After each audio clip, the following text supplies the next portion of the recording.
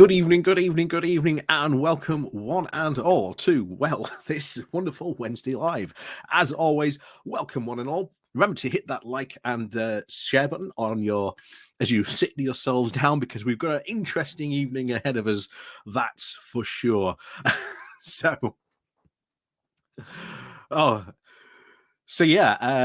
Evening all, as always. Welcome. Coming in and, sit yourselves down. We've had an interesting week. I think you'll agree. As political watchers, as I like to call us, certainly have had a very interesting past couple of days. Watching what can only be described as blue on blue action in spades. And I'll tell you now, listening to Andrew Marr this week has been an absolute joy, because even he has been like, I have no idea what's going on. What's going on? Why is this happening? And I feel I can feel him. I feel like at that moment in time, I can understand. Andrew Marr in that moment. I just want to run over to him in Birmingham, just give him a big hug. Just go, I understand. Just give him a hug. Just go, there. I understand your situation. I think most of us doing that have been watching this week and just been like going, shockingly of all this week, I have agreed with Nadine Dorries. Like, what upside down world do we have to live in where the Conservative Party is so bad?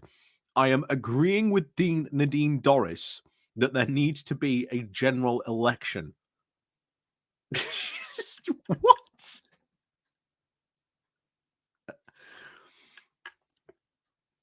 We live in crazy times. We live in truly crazy times. But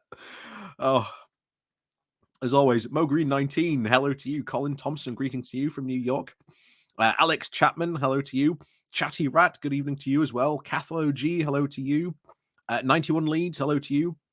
Gertjan, hello to you. Alexander, good evening to you. Leah Games, hello to you. David, hello to you. Prinny Bird, greetings and good morning to you. David Jaro, Piggy Lizzie is back. Indeed, she is. Sean Hamilton, good evening to you. Rudesward, good evening to you. And Daily Blaze, good evening to you. And of course, Xander Hockelbunch, good evening to you. And yes, good evening to everyone else. Like I say, please do remember to hit that like and share button as you settle in for this evening. But before we get into, well, we're obviously going to cover Lis Truss's speech. I think that's a given. It's very much a given on this.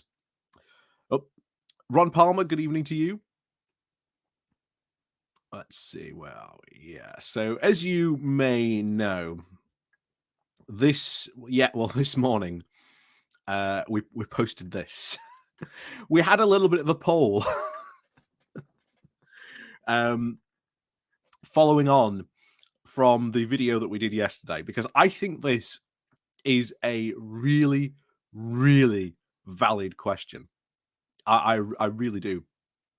Oh, Jamie Ashton, greetings from Northampton. I was just there this weekend, Jamie. Nice place. Butterwicks, very nice donuts, very nice indeed. Dave W, hello to you. And PE, good evening to you as well. So, like I say, we were running this little vote. Of course, you can still vote at this time. Enzo the God, hello to you. But as of now, like I say, it's been up 10 hours. We've had over 750 votes, and the results are in. In the question of Truss or Johnson, which is worse? Johnson comes in, according to all my sort of subscribers here on this, at 41%, and Truss beats him out at 59%.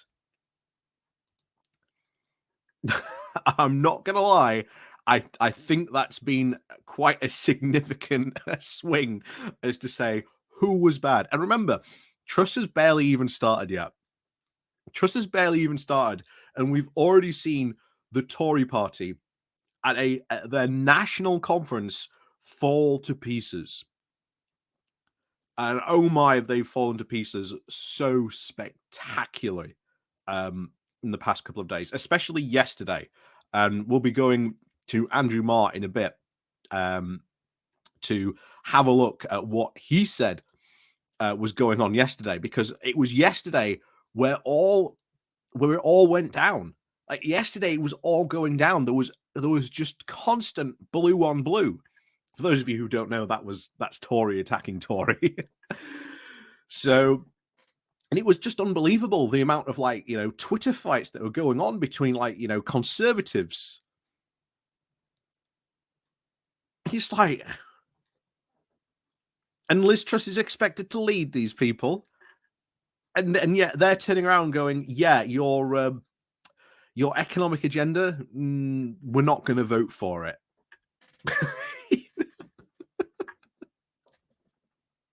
Yeah, I'd have generally thought at this moment in time, Lis Truss would have still been in her honeymoon period. I thought this conference to her would have been a big victory. Turns out, no, not so. Oof. But yeah. Anyway, who else have we got in his chat? Draconic Dritz, hello to you. Claire Sweet, hello to you as well. Hood Nation, hello to you as well. Good evening, BHM and all. Do you think the Green protest actually helped Truss in unifying the room? I haven't watched it yet. I've put it off for this exact moment because I want to go into it fresh. Bakura, hello to you. Yeah, exactly. Just wait for PMQs next week. Yeah, exactly, Xavier. Just wait for next week in general. What is Lis Truss going to put forward? And more to the point, what is she going to be able to pass? I don't think she is going to be able to pass a goddamn thing.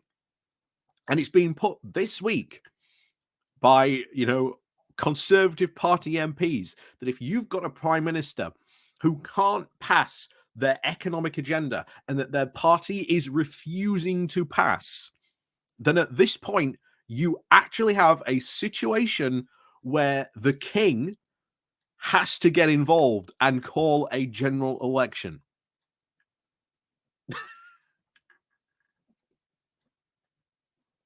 That's where we are. That is seriously the situation we are looking at. Now, yes, they've got rid of the 45 pence tax rate. But that's not all the Tories that are there are incredibly annoyed at. They are, oh boy, are they annoyed at so much this week. It's been beautiful. It's been absolutely beautiful. I'll tell you what, to be in the middle of it, yeah. Oh boy. Yeah, Bakura. Liz came into moving on up by the M people, and the M people have declined it. Yeah. That doesn't surprise me. In fact, it's a bizarre lyrical choice that for moving on up, because it is the opening lyrics to it are "Your time is done. It's time to leave."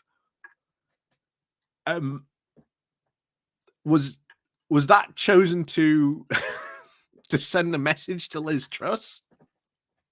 Sounds like it. When you read the lyrics to it, it definitely sounds like it. Oh, Ron, listening to Ian Dale in the car while listening to you, he's not impressed with Lis. I'm not surprised.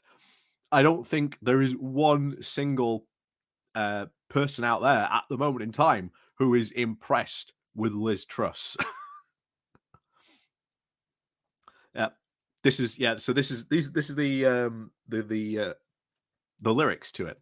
You've done me wrong. Your time is up. You took a sip from the devil's cup. You broke my heart. There's no way back. Move Move out of here, baby. Go on back. Pack your bags. More a Tory tune than Labour. Yeah, honestly, when you look at the full lyrics to it, it's just like,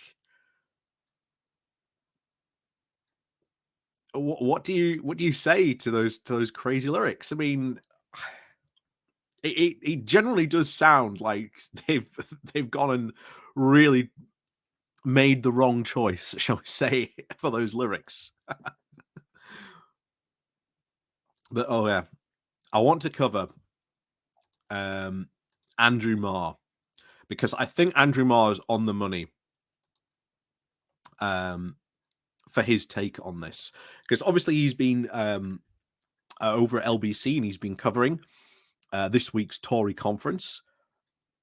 And oh boy, it's been so interesting just to listen to him this week and just be like, yeah. And yesterday was peak civil war. If there was any hope from any Conservatives that there would not be a civil war under Lis Truss, that she could be a uniter in the same way that Boris was, I think all those hopes have well and truly flown the coop at this point. We've said it before, the current Tory party is controlled by these right-wing libertarians, and they want to push through their economic agenda. And that is what we are seeing. How do we know? Because it's all in here. Yes, it's all in here. It's been a fascinating read. And if half of this generally wants to come up, I'm generally worried about what else has got to come, because I've seen some of the results of, shall we say, the market's response to Lis Truss's speech, and the markets didn't respond to it positively. In fact, they responded to it negatively. So our market downturn is ultimately going to continue, and we are set for a lot of Tory rebellions. And oh my, is it going to be fun to watch? It is going to be very fun to watch. But anyway, let's see Andrew Marr had to say yesterday about all this blue on blue action and the constant talking about that, well, Lis Truss's days are indeed numbered. So yeah, it's not good for Lis. It's really not good for Lis. So hang on, there we go.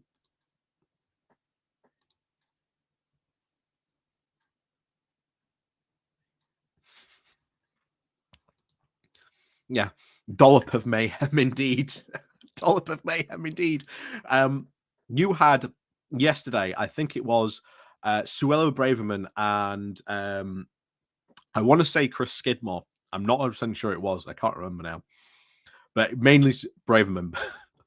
She was literally... Oh, have I not put the sound on?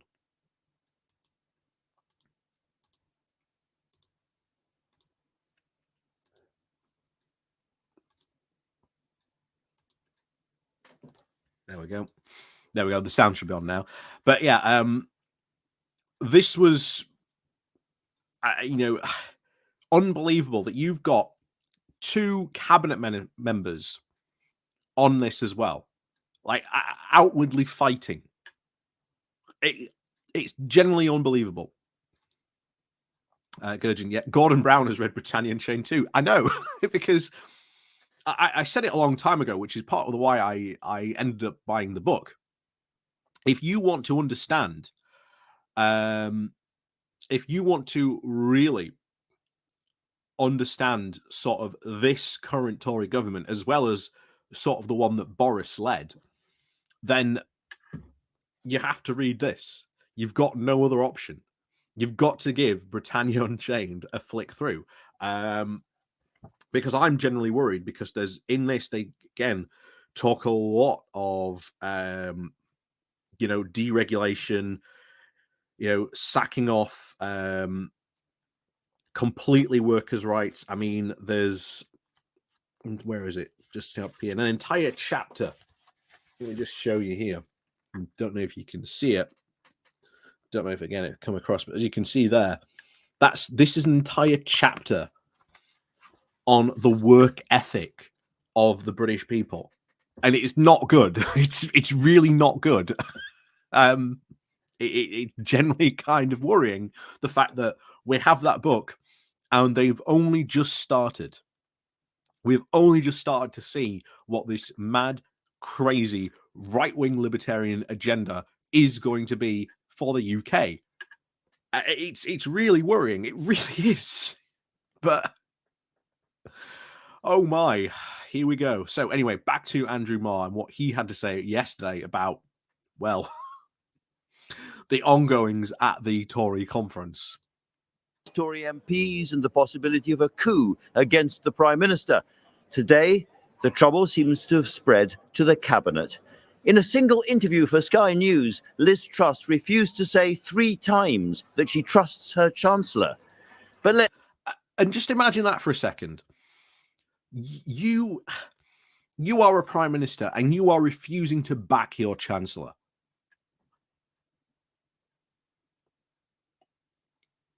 That does not have the greatest confidence in you, because historically, whenever trouble has sort of come for a Prime Minister, very often the Chancellor of the Exchequer is sort of the last sort of bastion of defense for a Prime Minister. That's like their last bastion of defense. So if they get taken out, or you've got the Prime Minister now saying, yeah, well, do you have confidence in your Chancellor? I don't know. I don't know. I don't know. I don't know.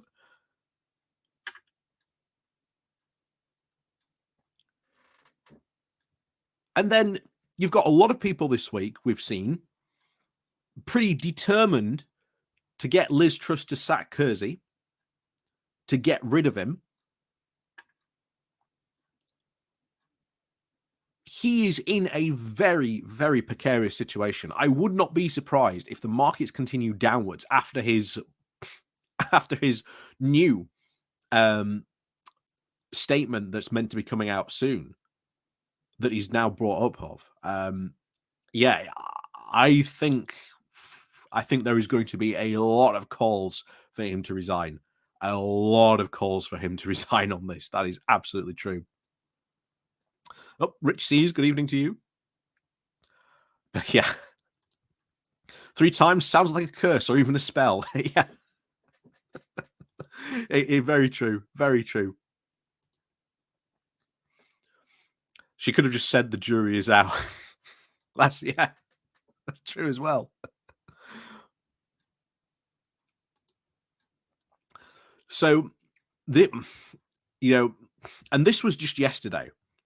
Like I want to sum this up, because Andrew Marr, this is part of his intro into his show, and obviously he's been covering the Tory conference, and these intros all this week have been fantastic to watch, because it just sums up the amount of chaos that there has been at the Tory conference. And you've got to sit there and just wonder, how on earth are they allowing this to happen?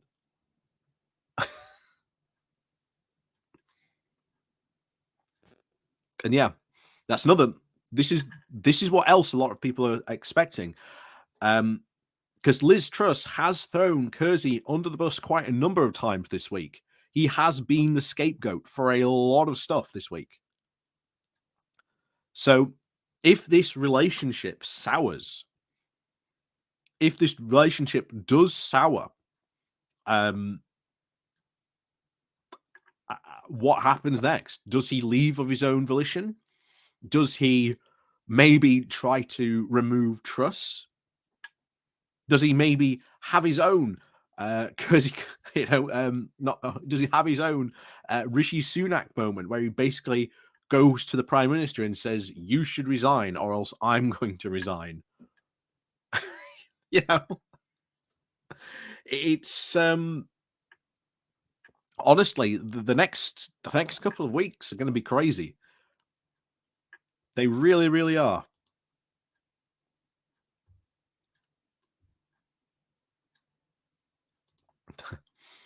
A solar blaze and a seas of azure fury.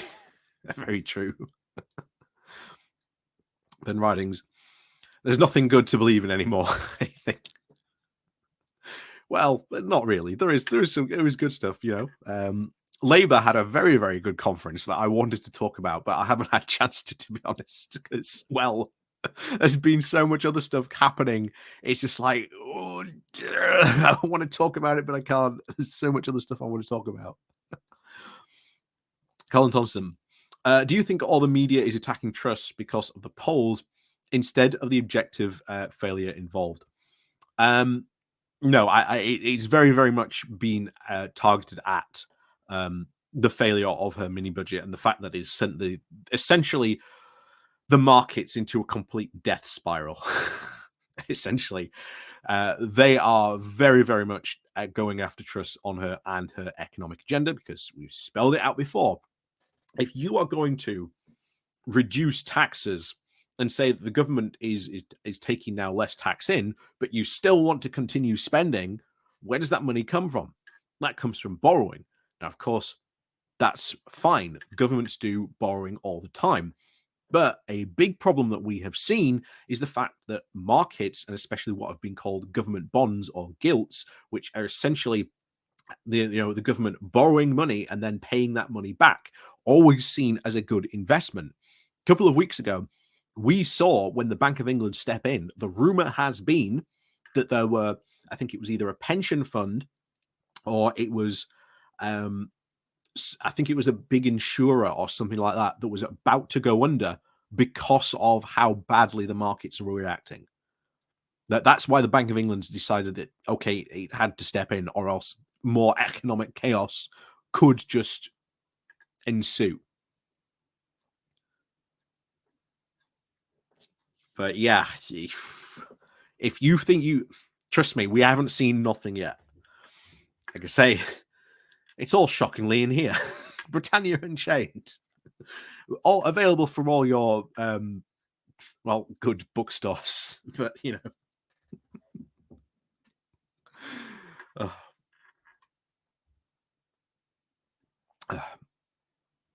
Oh, Ruth. Hello to you. But anyway, let's get back to what Andrew has had to say, what Marr has had to say on this, shall we say. Let's look at the proposal to squeeze benefits by not operating them with inflation, one of the ways the Prime Minister had wanted to save money. Penny Mordaunt, who fought Truss for the leadership and is now in her cabinet as leader of the Commons, broke ranks this morning. She'd always supported keeping welfare in pace with inflation, she said. Then next, Simon. So that is actually quite big, because normally if a government comes out and says, let's say Truss said she was going to do this, that she was not going to keep benefits in line with inflation. That is now official government policy. If a cabinet minister comes out against that, then it's an instant sacking offence, because they've got a responsibility. I can't remember exactly what the term is, but it's like comradeship, I suppose you could say, in the cabinet. You know, everyone's sort of meant to sort of get on together and not outwardly brief against what is essentially a government's own proposal. It's a sacking offence. But because Truss has said, well, I'm not sure whether I'm going to commit to it or not, we've had a lot of, as Marr will go into a minute, more ministers come out and say, yeah, you're going to make the poorest people who are already struggling because of the cost of living, because of energy, you're going to make that's it, collective responsibility. Thank you very much, Chatty Rat. You're going to make their lives so much infinitely worse. Do you really think that is a good look? And no, of course it's not. And I don't know why I keep on putting it away. I should just, to be honest, leave it on the side, because I'm just going to keep on using it as a prop. In here, in Britannia Unchained, it does talk about essentially putting welfare on a timer, so that you only get so much of your benefits, and then it starts to lessen as time goes on, and you still would get benefits. But the idea is, again, according to this, is to force all those lazy people with lazy work ethics out to work. Doesn't work like that. It doesn't work like that. There are hundreds of reasons you can explain just how bad and awful our benefit system is, and how it traps people, and how it's been very specifically designed into by the Tories to almost trap people in a terrible cycle of poverty. Like I say, we could go on for probably an hour just talking about it, but other people on YouTube have done some very good videos on just how bad universal credit really is, and how it sort of traps people in poverty. And there's a lot of writing out there. I think it's the Roundtree Foundation did a very, very good report, I think a couple of years ago. I think it was I think it was either 2017 or it might be 2015 when they released it. But yeah, it doesn't make for very good reading. I can assure you of that. So anyway, on to more Marr. Clark, the Levelling Up Secretary and former Chief Secretary to the Treasury, comes out against the reversal of the 45p tax cut just announced by the Chancellor and Prime Minister. He backs Suella Braverman, who you may have noticed is now Home Secretary. Braverman says that she was disappointed by the U-turn and accuses Tory members of staging a coup. Yeah. She was told that, and then later on, I think he'll probably say it next, in another tweet, another Tory MP came up to her and said, yeah, please don't use such inflammatory language, giving the impression that a coup has taken place. Honestly, yesterday was wild. You cannot make up what has happened here. Just this conference alone, you could make probably the best episode of The Thick of It you possibly could. And I hope one day someone does do that, because they really, really, really need to do that. Clark says Suella speaks a lot of good sense as usual. But hold on, if you attack a U-turn just carried out by your leader, isn't that now a form of rebellion? Only asking for a friend. Discipline is breaking down. Johnny Mercer, the former Veterans Minister and Tory MP, tells constituents today he won't accept budgets like the one we saw last week. It is hard watching these rather comedic figures masquerading as government ministers sprawling around in the media. This is not sustainable. And that has been, by the way, pushed by a lot of Conservative MPs. Michael Gove, obviously being the sort of the biggest, and I think very much leading, or at least seems to be leading on this attack line. The idea that the budget, not the budget, but a mini budget, was essentially put out, was not Conservative, and it's really not. They even say in here that their actions and ideas are sort of very radical libertarianism. Like I say, one time we'll have to sit down and do maybe like a live reading, but to be honest, I think now is probably the best time to go ahead and do it. Maybe next week, we'll see. But yeah, it gets worse. Like I say, yesterday was wild. If you have been caught up on this, just what you have heard from now, even from Marr, was only half the stuff that went on, because Braverman had 3 big drops yesterday. She had that. She then had a very bizarre talk about that she dreamed about the front page of sending the Rwanda flight off. That's bizarre in itself. And then, of course, she got into a very big spat with a sort of former cabinet minister telling people to sort of shut up and not talk about this type of thing. So, honestly, yeah, you could not make up a comedy sketch funnier than what went on yesterday. Oh,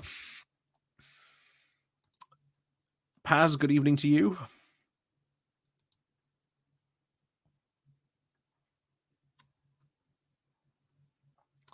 So let's get back to this. By the way, yet again, today, Nadine Dorries calls for a general election. I don't know how this is going to end, but end it will. Talking to one of the many ministers too busy waxing their eyebrows or playing shove halfpenny to I mean, how shocking is, and I mean, I said it earlier on, how crazy is it that we are in an alternate world when Nadine Dorries is speaking bizarrely truth. In fact, let's get her up actually. Let's get a full comment on this. It's fascinating to see where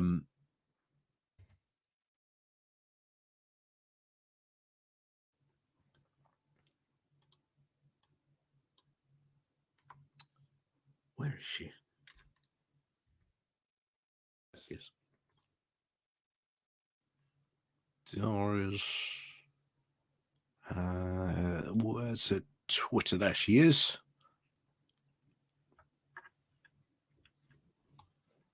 So she's here on somewhere. Where is it? Let's see if we can find it.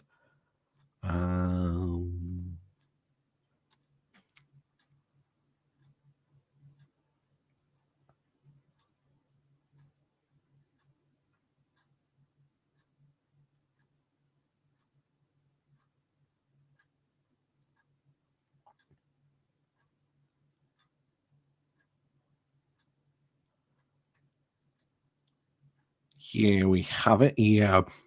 So this was her. This was her comments yesterday. But oh my, let's get it up. So it starts off with this. We have no mandate. Oh, hang on. Have I got? Yeah, there we go. There you go. So you can see it all better now. So we have no mandate for the people to do this. The Conservative government elected on a basis of a manifesto. It's how democracy works. God. What? Can I just once again stress what bizarre land we are living in when Nadine Dorries is having to tell Lis Truss how democracy works? Just whoever thought we'd see the day? Whoever thought we'd see the day where this comes true? Oh, Crystal, good evening to you. Oh, V Crew, I didn't see you there. Derek Mab, good evening to you as well. Oh, David Walker, hello to you. And like I say, hello to everyone else who's sneaking in. Like I say, remember to hit the like and share button. People voted in 2019 on a policy promises that we made and for Boris. I like that. Not just the policy promises and for Boris.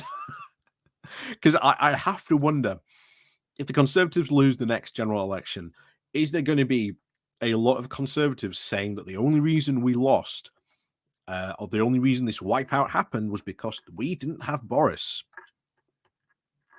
I have to wonder that, if that is a narrative that will spring forth from the next general election defeat from the Conservatives.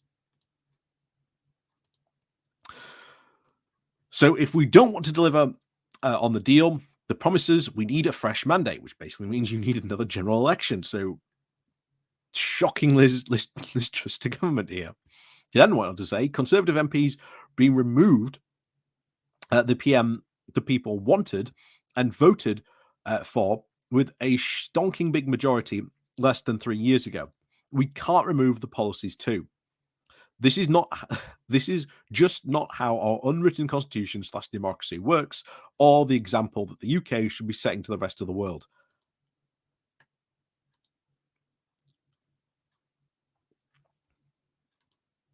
Like I say, what crazy timeline are we in? what crazy timeline do we live in where Nadine Dorries is speaking complete and utter sense? It's crazy, but there you go. And I have to wonder whether Nadine Dorries is going to become a bigger thorn in Lis Truss's side, leading sort of more very, very vicious attacks on her when she's sort of going against policy and things like that. You know, I said it about Theresa May when she left office. She started really putting the boot into into Boris. Are we going to see a situation now where Nadine Dorries, who just a couple of weeks ago said that she would be as loyal to Lis Truss as she was to Boris? Looks like that promise is well and truly out the window on that. But anyway, let's get back and finish off what Andrew Marr had to say here. Come on and defend Lis Truss. I heard a clear prediction that yes, there will be an early general election. But how? I was told this. If a prime minister... Hang on, we'll just scoot it back a couple of minutes because I think this is important. This is the real reason I wanted to sort of listen to and sort of do this video, because I think some of this of what he says here, I think is very, very interesting, because this is, remember, is coming from Tory insiders, probably other Tory MPs, telling them, well, this is how we think we've got to get rid of Lis Truss.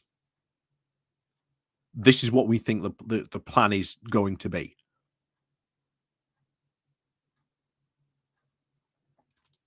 Yeah, I've never felt so disillusioned than I do right now. I know, agreeing with Nadine Dorries is it's very interesting. Wolf Pep, yeah, the world is turned upside down when only one of them who has something worthwhile to say is Nadine Dorries. Exactly, it is. We are living in the craziest timeline. But yeah, so Andrew Marr here, getting some very interesting insider information. So this is very much well worth paying attention to, and to see how this shapes out, because this could be quite interesting. So we'll listen to what he has to say, then we'll come back to it. Truss, I heard a clear prediction that yes, there will be an early general election. But how? I was told this. If a prime minister can't get her business through the House of Commons, and the party can't get rid of the prime minister, then that is national paralysis. And at that point, the king has a duty to step in. He's new in the job, but he would have to tell her she needed a mandate, and she would have to listen. Wow, you heard it here first. But are we sure that...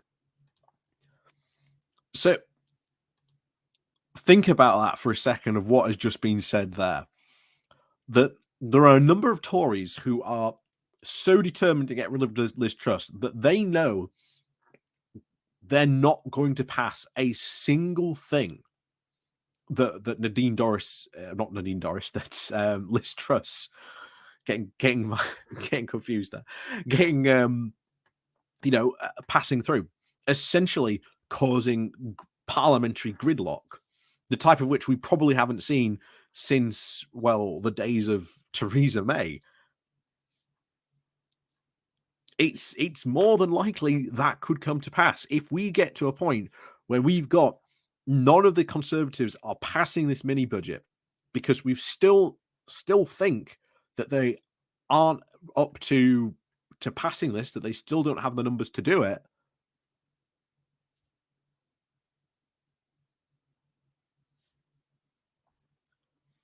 Like, what do you do? Like generally, what can you do? Reagan Leet, the king wouldn't get involved. They can compel him to do. What they can do is, again, a group of basically 5 different MPs can go to see the king and say, look, the parliament is in paralysis. We need you to close parliament and call an early general election. That is what could happen. And if you get consensus on that, then yeah, I think he will act. I think he will absolutely act.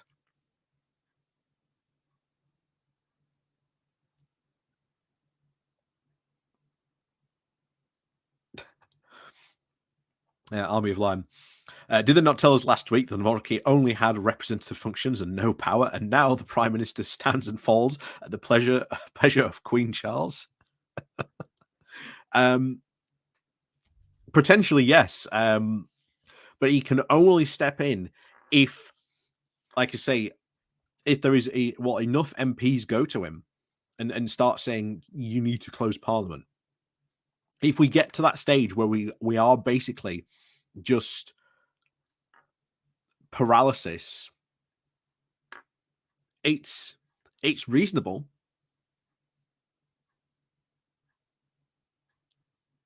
It's not beyond the realms of possibility. It could happen, but that is the situation where we are in.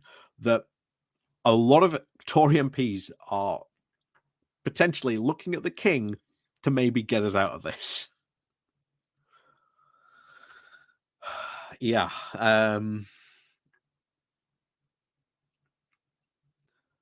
It would be very interesting. Yeah. That's it. Yeah. It wouldn't be his choice. Parliament needs to compel him. Exactly. That's where the MPs would be coming in, sort of compelling him to sort of do it.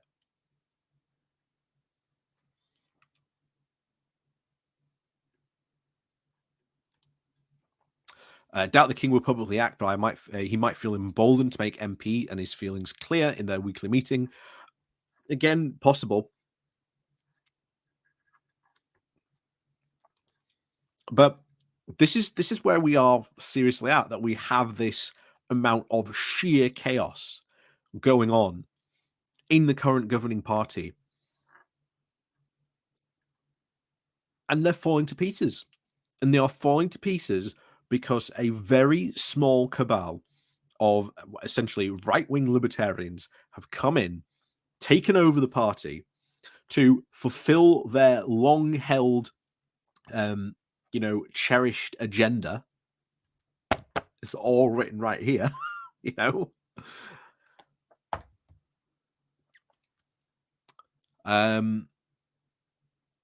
That's the reason where we are now, because they are following through on this economic agenda, which every single economist out there, well, I say every single because, Patrick Minford and all, but most economists are out there saying, we don't understand why you are pursuing these economic agendas. This doesn't make any sense. And even sort of other, economists are normally sort of on board with sort of the more conservative, sort of traditional ways of sort of budgets.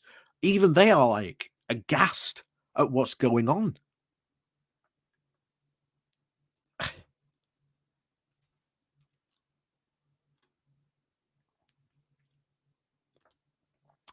I have to do a live stream with a book with either Max or Big Match. Yeah, we'll tell you what. Get them both to buy it as well. And we'll have a reading club. we'll have a reading club. That would actually be quite fun if the three of us all got together and bought the book, and then we did. So okay, today before today's stream, we're going to read chapter 2, or we're going to read chapter 1. Chapter 2, a tale of two nations. What did you think about chapter 2? What did you think about it would, I think that would actually be quite interesting.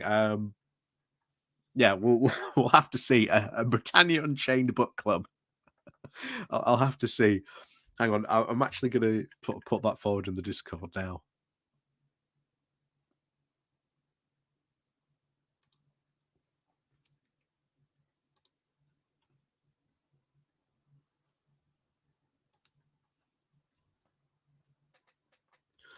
Hey, any bugs in doing and yeah, Jane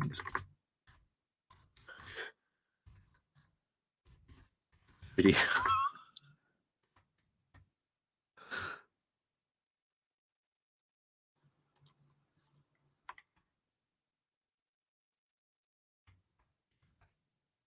There we go.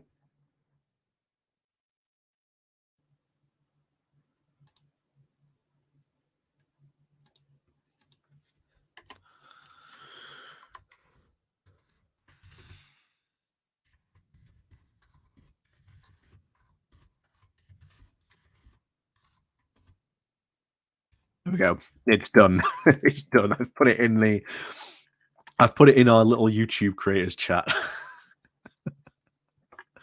There we go. We'll see what happens. We'll see if we get it now. that'll be very good. I think that'll be quite a good video. Oh, Pete, hello to you. Didn't see you sneak in there. Done, yeah. Yeah, done. Everyone message Max and Big Match to buy the book. Yeah. I've bought it. They can buy it too. Colin Thompson, is that book Marvel or DC? Neither, unfortunately.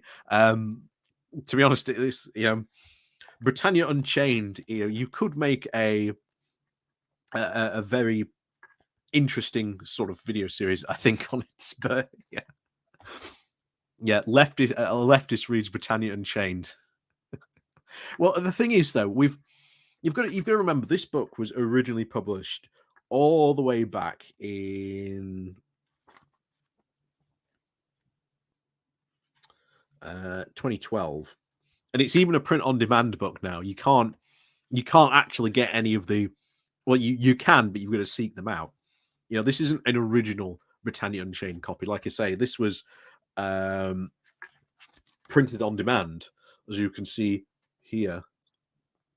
Got it from old Uncle Amazon.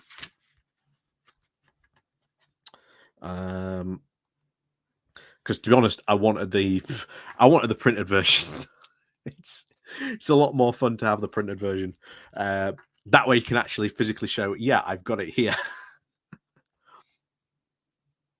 Oh, but yeah,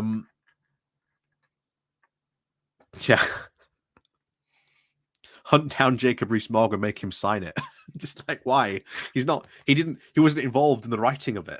Remember, he wasn't involved in writing it. It was Kersey Katang, Priti Patel, Dominic Raab, Chris Skidmore, and Lis Truss, which I'm always surprised about, because Priti Patel got the boot from the cabinet because she was perceived by the Conservatives to be an absolutely awful Home Secretary. So that's why she's not in Lis Truss's cabinet. Dominic Raab, I don't know really. You'd have thought Dominic Raab would have maybe backed Lis Truss, but he didn't. He ended up backing sort of Rishi Sunak, and you saw, especially during the Johnson years, you've got to remember when this was originally released, Dominic Raab was a rising star considered to be a rising star and potential future leader of the Conservative Party when this book was originally released. And where is he now? He's on the back benches.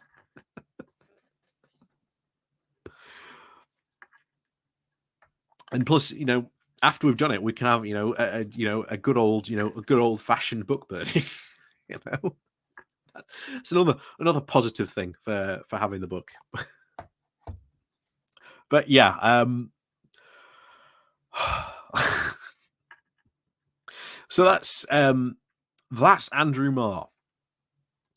And like I say, if you got to listen to his, although I didn't listen to it today, I missed it today. I'll try and catch up on it later, I think.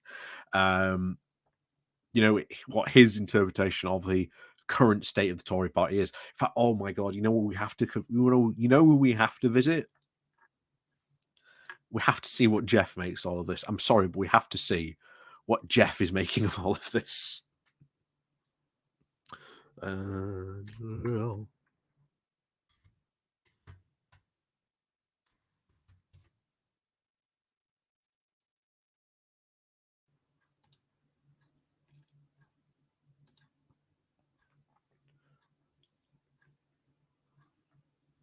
So this is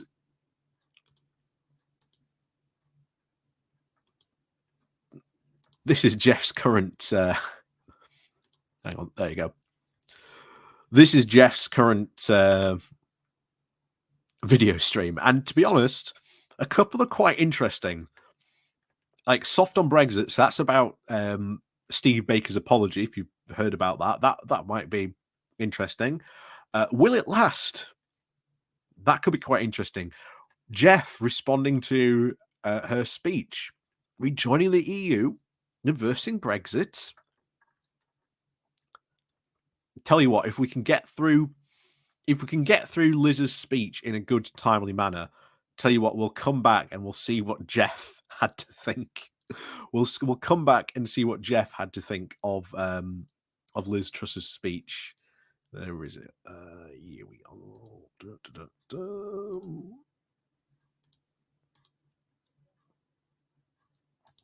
But let's zoom.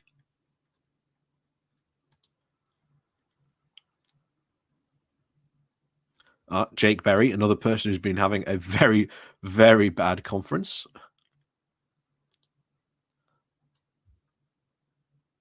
Nadine Zavawi. Hang on, where is she? There is she. Oh, here she is. There she is. Hang on, there we go. Just don't want to get copyrighted for the music. Hang on. Oh, there we go. Music's finished. Thank you. So let's see. How long is this speech? Yeah, she goes on for quite a while. Thank you. Thank you. Thank you. Yes. Thank you. What's the Game of is it a Game of Thrones? No, I'm pretty sure it might be a Terry Pratchett quote that it's the same crowd that cheers your coronation is also the same one that cheers your eventual execution.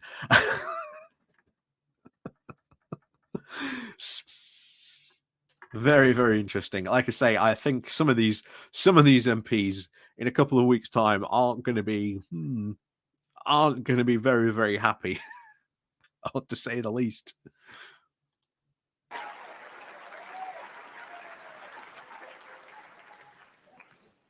My friends, it's great to be with you here in Birmingham. It's fantastic to see the cranes across the skyline building new buildings, the busy trams coursing down the streets, and the bull standing proudly at the heart of Birmingham. My friend. You can tell she's reading a teleprompter. But here's the thing. Most cities could do with a tram network. And a lot of cities are crying out for trams and underground, investment. Why aren't you investing in these projects, Liz?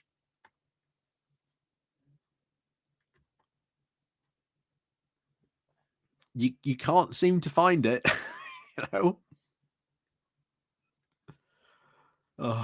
Anyway, let's get back to what it says. This is what a city with a Tory mayor looks like.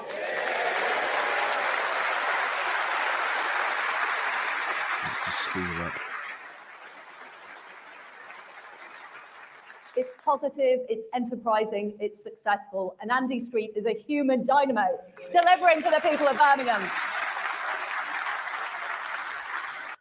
Wishing, of course, Andy Street there, wishing that Lis Truss would probably stop mentioning him, because I think, being mentioned by Lis Truss is probably going to be career suicide in possibly the next couple of weeks.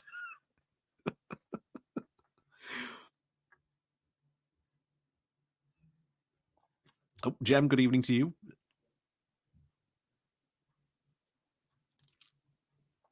Pat Finch. As a Yank, I wonder if Labour wins a majority in the next election, and what the UK GB will experience with rejoining the European Common Market that PM Maggie Thatcher helped to create. We probably will. Labour has said about creating closer ties. Right? What does that mean? Well, that means essentially doing sort of more and ever closer deals. And at that point, you get to the realization, well, should we just be in the customs union and single market? Solves the Northern Ireland problem. Solves the Northern Ireland problem. But anyway, back to this. Like I say, this guy, current mayor of Birmingham, probably wishing, as he's smiling, please don't point attention to me. I don't want to get lumped into you. And our Teesside Mayor, Ben Houchin, is also delivering new jobs and investment. This is what modern conservatism looks like. Let's get Tory mayors elected. Not very well, to be honest. Teesside, we've covered a couple of things from him very recently. He has been banking on trying to get that Freeport moving, but I think it was the Saudi investors pulled out of the building of it. So now they've got this Freeport, which currently is just standing still as a project. So that ain't going anywhere. And he has built, or at least staked, his entire mayoral career and tenure as mayor as getting that up and running and bringing the benefits to the region for that. It's not going anywhere. And bear in mind, he is the only, and I say this, he's the only combined authority mayor currently out there. There's very, very few, conservative mayors of like towns and especially big cities. Very, very few.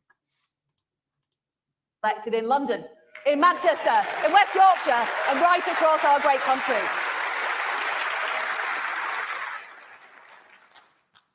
We gather at a vital time for the United Kingdom. These are stormy days. Together, made more stormy by you, Liz. We've mourned the death of Queen Elizabeth II, the rock on which modern Britain was built. We're now in a new era under King Charles III. We're dealing with the global economic crisis caused by COVID and by Putin's appalling war in Ukraine. In these tough times, we're out of that economic recession. We've seen the upturn of other countries take off. We have very, very much lagged behind. And of course, the war in Ukraine is having an effect on a global economy. It is. But why are we having such a really bad time compared to everyone else? Because you saw it just a couple of weeks ago.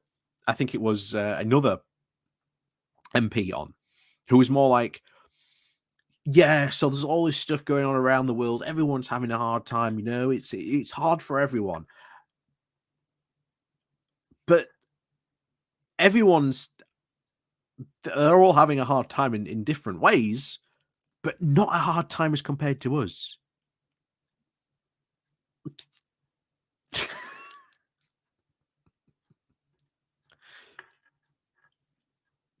Yeah, very, very true, Army of Lime. It's not global anymore. It's pretty much everyone else who's got it figured out. Yeah. Need to step up. I'm determined to get Britain moving, to get us through the tempest, and to put us on a stronger footing as a nation. I'm driven in this mission by my firm belief in the British people. I believe that you know best how to spend your own money to get on in life and to yes, here comes the libertarian selling point. We don't need your taxes. You need your taxes. Because, who builds roads and infrastructure that are vital to, a nation's economy and helping an economy run? The government. And again, talking about trickle-down economics, saying, we can take less tax from you. But then the Conservatives have been very clear that they want world-class, world-beating public services. Well, you can't have those public services if you don't put money into them. And that money is tax money. But yeah, like I say, expect, I think as a lot of other people have said, expect for austerity on steroids. I've been saying it for quite a while myself, expecting to come. And of course, Lis Truss and right-wing libertarians are more than happy to bring it. To realise your ambitions.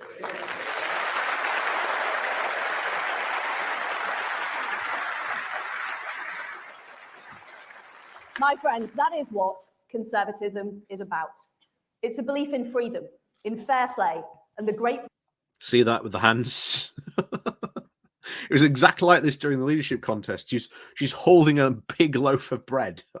That's what she is. Look at this loaf of bread I've got for you. Isn't it awesome? Look at it. Now you're not going to be able to unsee it. Potential of the British people. So I'm not going to tell you what to do or what to think or how to live your life. I'm not interested in how many 2-for-1 offers you buy at the supermarket or how you spend your spare time or in virtue signaling. I'm not interested in just talking about things, but actually in doing things. What I'm interested in... like crashing the economy. And the thing is, you are telling people what to do, Liz. You are telling people what to do, Liz. Every time the government passes a law in some way, shape, or other, it is the government, telling its people what to do or what not to do. Just is your hopes and fears that you feel every day. Can you get a good job locally? Is it safe to walk down the high street late at night? Can you get a doctor's appointment? So is it safe to walk down the street at night? Well, there's less police officers, and if you do get assaulted, mugged, or whatever, there is a very, very low chance of you actually receiving any form of justice because, well, the Conservatives, as well as pretty much destroying the economy, have completely destroyed our court system. This doesn't get brought up, but remember, the criminal barristers are still on strike, as far as I'm aware. I think they're still on strike, striking for better pay, because a junior criminal barrister in the UK makes less money than someone who works at McDonald's. I don't know about you, but I think that's a bit of a problem. I think that's a bit of a problem. And then getting to see a doctor. Well, we've had 12 years of chronic underinvestment and the NHS being forced to make, not just one round of cuts, but just cuts after cuts after cuts after cuts continuously to its budget. It's also what I think eventually we will find as well, that austerity is vastly responsible for our very, very poor planning and pre-situation for COVID as well. Obviously, you may have heard the COVID inquiry has started this week as well. So, but that's going to take about 2 years for that to fully wrap up. Like I say, they've got a lot to cover. But like I say, whenever we sort of hear news about that, I will bring it to you on the channel. So do remember to hit that subscribe button as well. So let's carry on, shall we? I know how you feel because I have the same hopes and fears. I want what you want. I've fought to get where I am today. I don't think she does. To get jobs, to get pay rises, and get on the housing ladder. I've juggled my career with raising 2 wonderful daughters. I know how it feels to have your potential dismissed by those who think they know better. I remember as a young girl being presented on a... Oh, she's going to her Leeds schooling days again, and we've all heard about how that school in Leeds has gone. Not really, and even other former pupils in her year coming around and telling her, yeah, we all did pretty well, thanks, Liz. plane with a junior air hostess badge. Meanwhile, my brothers were given junior pilot badges.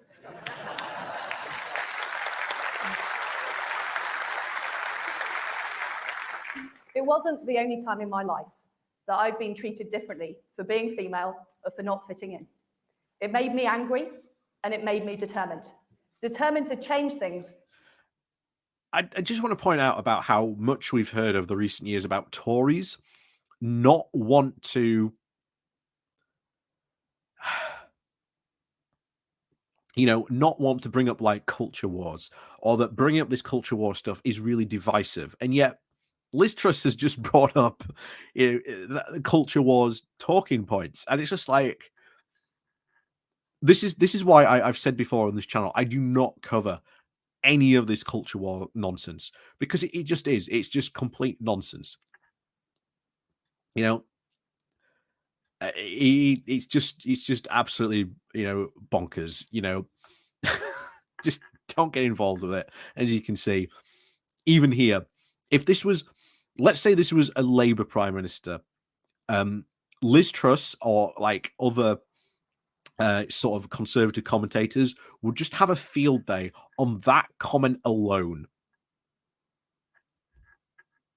Let's not lie to ourselves and think that they wouldn't. But we don't care, to be honest.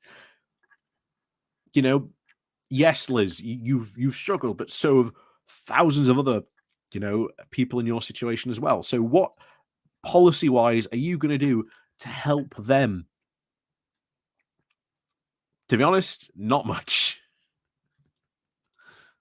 So other people didn't feel the same way.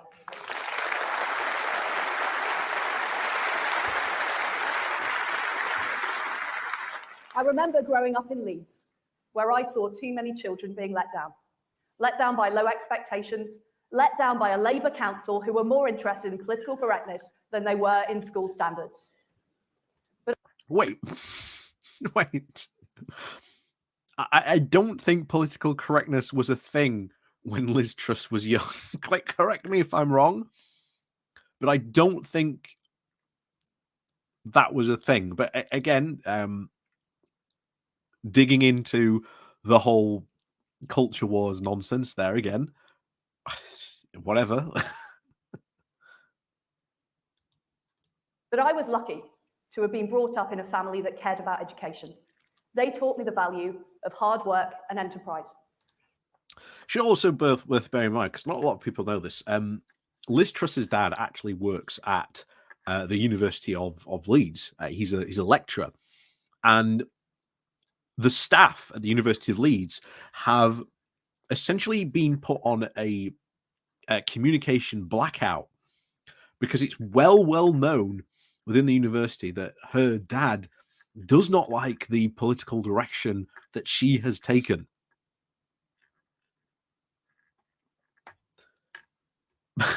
So, and like I say, this is pure, I think, opportunism. Lis Truss is just a chameleon. She will change into whatever color suits the political mood at the time.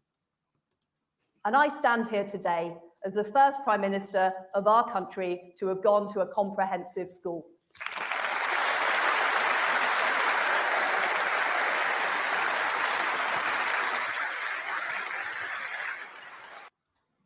And yet, Tories want to bring back like comprehensive and grammar schools, which ultimately were bad, very, very bad education-wise, and sort of entrenched a lot of a lot of the disadvantaged situation that we are here in the UK at the moment when it comes to sort of education. We've taken years of trying to sort of get out of that mindset, and yet the Conservatives want to drag us back into that. So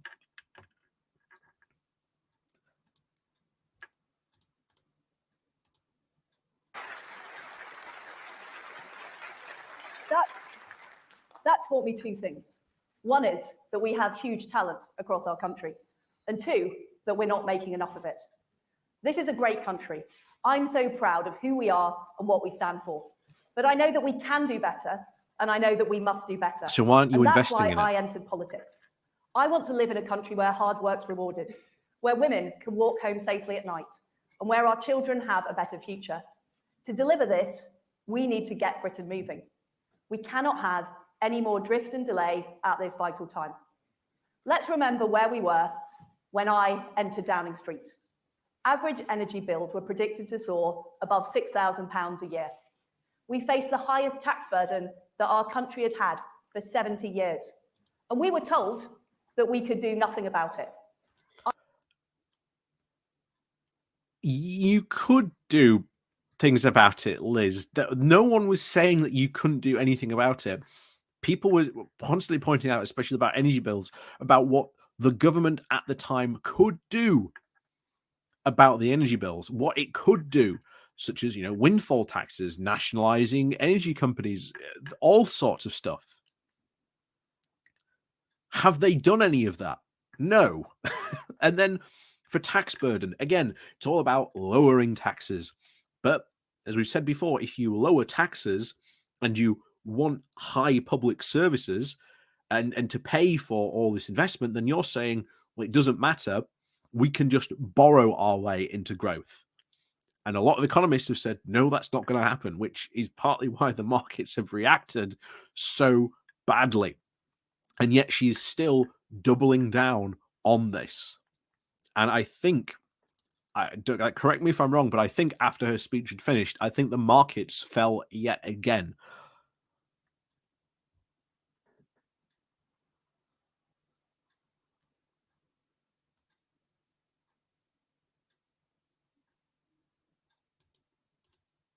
I didn't accept that things had to be that way.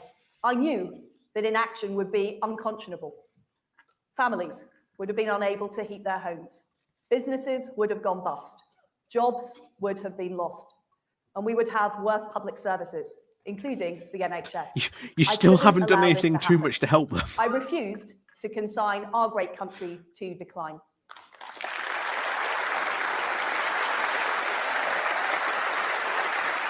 She still hasn't done anything too much to help them. Oh, there's Greenpeace. There's Greenpeace there. She still hasn't done too much to help them. Businesses are still having a lot of problems with energy bills.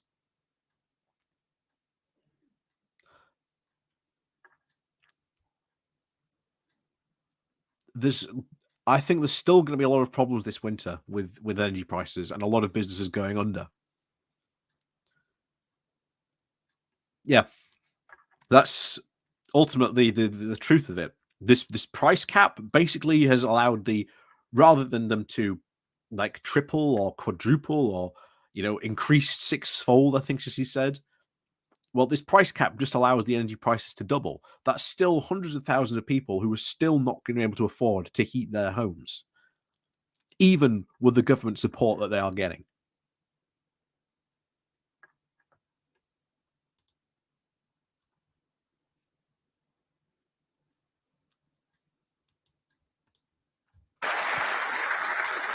And that's why I promised on entering Downing Street to act. Oh, Ingo,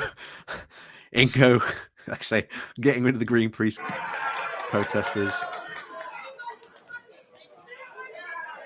Again, all about fracking. Let's get them removed.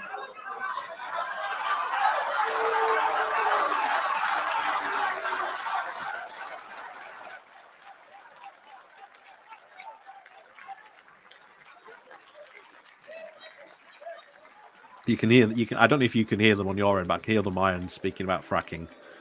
But like I say, that's going to be another big fight as well. That's going to be a massive fight.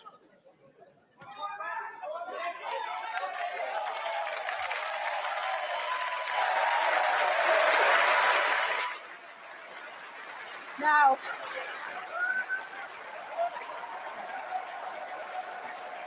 oh my God, they got rid of protesters. Why are you clapping? She didn't even do anything.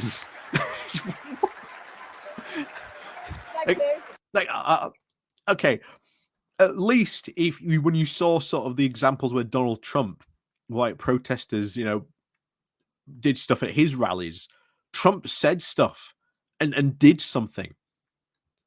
So you can understand why, like, the audience would maybe applaud for Trump doing something, but she just stood there and didn't do anything. Why are you standing up and applauding?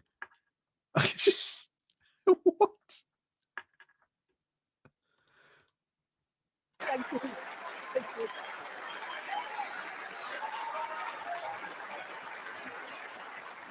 Now, later on in my speech, my friends, I'm going to talk about the anti-growth coalition. But I think they arrived in the hall a bit too early. This is what I've seen going around today. The anti-growth coalition.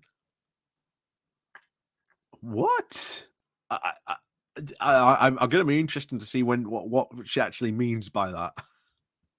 They were meant to come later on, so we'll get on to them. They were protesting fracking. So that's another big hint that she's going to go hard on fracking, that she's desperate to get that through. Because I don't think there is anything in here about fracking.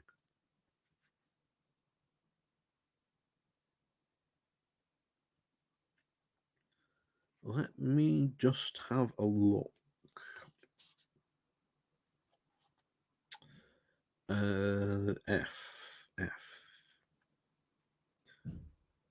Facebook.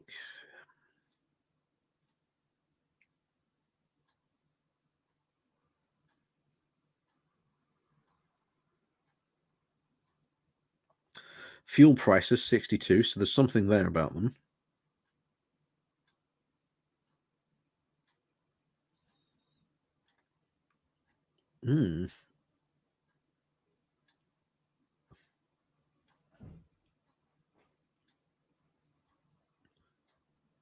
No, not that I can see, but yeah, like I say, I'm still in the midst of reading it. But yeah, it's a difficult read because you're just like, what half the time. But anyway, back to it. We'll get on to them in a few minutes. But what we did is we acted. We made sure that the typical household energy bill shouldn't be more than around £2,500 a year this winter and next. That's still a lot of money. Immediate action to support businesses over the winter. We're determined to shield people from astronomically high bills. So much so that we are doing more in this country to protect people from the energy crisis than any other country in Europe.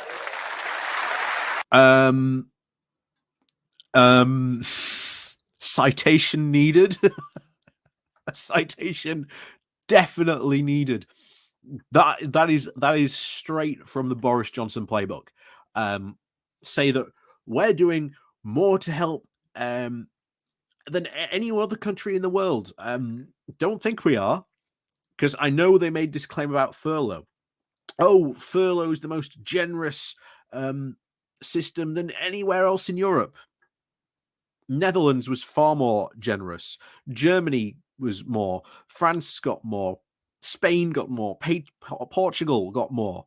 They were far, far, far more deep and better packages given during those COVID times from any other country. We were very, very much not as generous as other countries, and I wouldn't be surprised if we had a look at it. I wouldn't be surprised if tomorrow there is a story about this saying, so Lis Truss said this, so what are other countries doing? It wouldn't surprise me if if there's one being written tonight.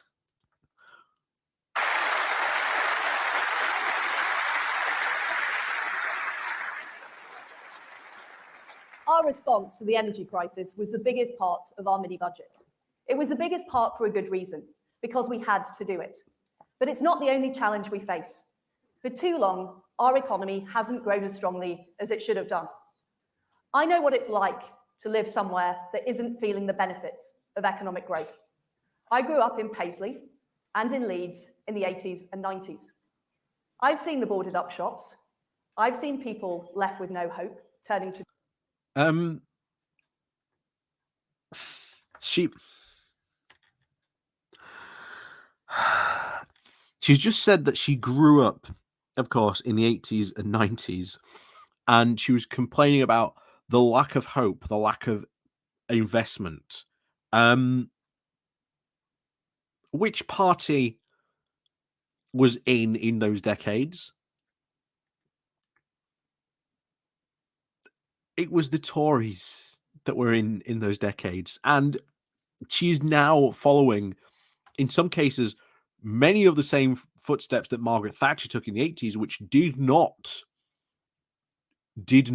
help boost those areas. In fact, made them worse in many, many ways. So, yeah, that's interesting. That's a very interesting claim to make there, Liz. Drugs. I've seen families struggling to put food on the table. Low growth isn't just numbers on a spreadsheet. Low growth means lower wages, fewer opportunities, and less money to spend on the things that make life better. We have minimum wage, Liz. You could raise the minimum wage, Liz. You could make it a living wage. There's so much you could actually do, but then, of course, that goes against all this, because that would be regulation, and of course can't be having any of that pesky regulation in the way of growth. It means our country falling behind other countries, including those who threaten our way of life. And it means the parts of our country that I really care about falling even further behind. That is why we must level up our country in a conservative way, ensuring everywhere, everyone can get on. And you haven't been doing it. You generally haven't been doing it. You can go all the way back to the David Cameron years, like the Cameron Osborne years, and them talking about Northern Powerhouse, how this was going to level up the North. Boris Johnson carried on with it, and now Lis Truss as well. They're not doing anything.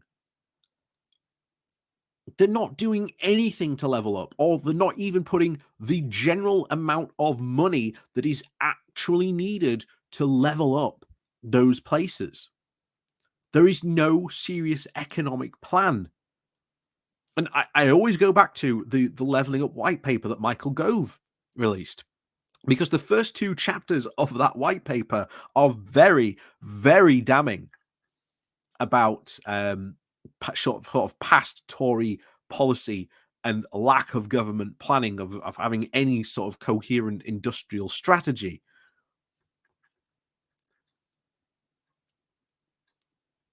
So once again, levelling up is just going to become a vacuous slogan, because it was certainly vacuous under Boris Johnson, and Leeds got a new Leeds got a new train station exit under the Northern Powerhouse thing. So I suppose Leeds got something, but and there are probably other couple of things you could point to under the Northern Powerhouse stuff. But yeah, so Leeds got a new train station exit. So go Leeds. Although I do have to admit, it is quite useful. So.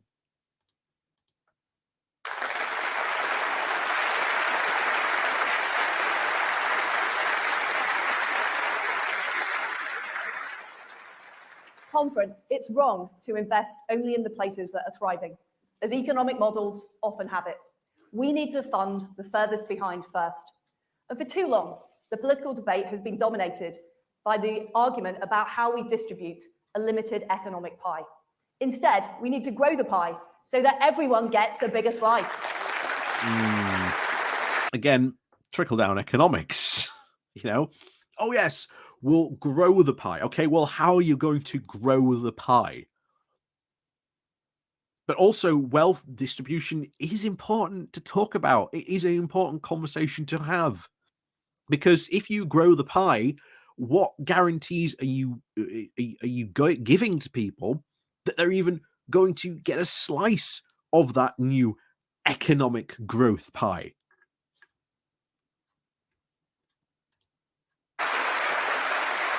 Oh, she nearly did it then. Did you see that? She nearly went, uh-oh. Nearly did it. But yeah, she's been drinking water really weirdly during this speech. That is why I'm determined to take a new approach and break us out of this high-tax, low-growth cycle. And that's what our plan is about. It's about getting the economy growing and rebuilding Britain through reform. There are other countries that have higher tax and are higher growth than us. Germany, specifically for one, I think, I believe has higher taxes than the UK, a lot more growth, doing a lot better than us.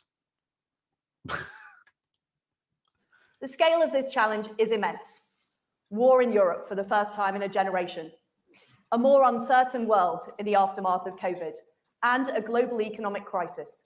That is why, in Britain, we need to do things differently. We need to step up. As the last few weeks have shown, it will be difficult. Whenever there's change, there is disruption. And not everybody will be in favour of change, but everyone will benefit from the results. You hope there will be a result. You know, what an excuse. Yeah, we crashed the market, but don't worry about it, guys. That's just a momentary disruption.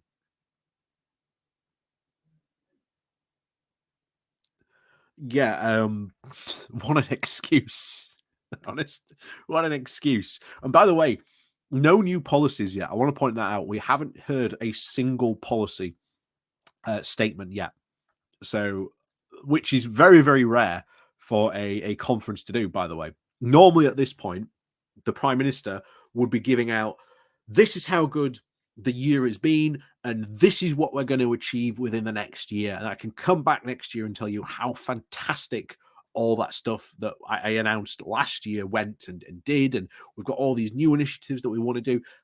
None of that's been said yet. There's been no new initiatives yet, which is very, very suspicious. A growing economy and a better future.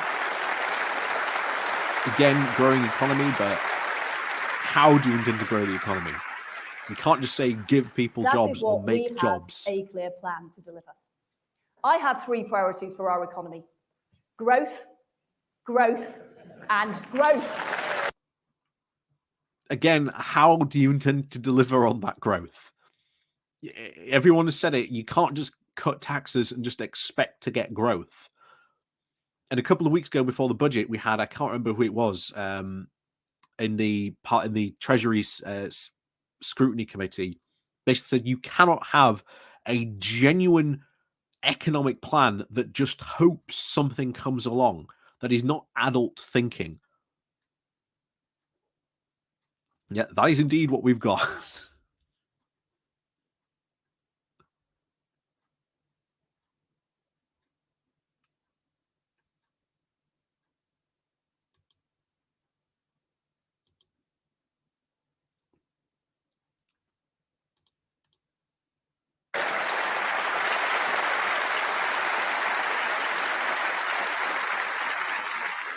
Growth means more money in people's pockets. It means businesses creating new jobs. Growth means people can feel secure and they can plan for their future. Fundamentally, growth helps people fulfill their hopes and their dreams. And that's why our dynamic new Chancellor and I will be taking action in 3 areas. First of all, we will lower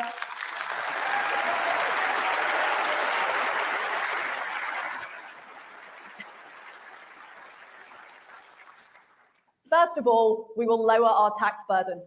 Over the summer, we had a robust debate, and the Conservative Party will always be the party of low taxes. But if you want to grow and you want to invest, where's that money going to come from? You're basically saying you're going to borrow more.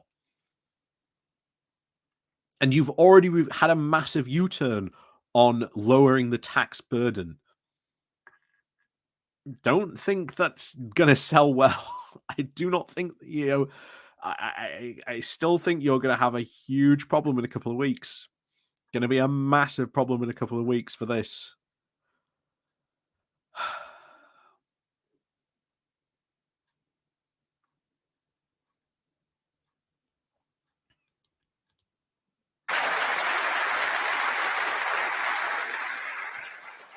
Cutting taxes is the right thing to do morally and economically. Morally, because the state doesn't spend its own money. It spends the people's money. Economic. Wait, that's how is that a moral argument? I don't understand. How is that a moral argument? Oh, the state doesn't spend its own money, it spends yours. And that's a moral argument.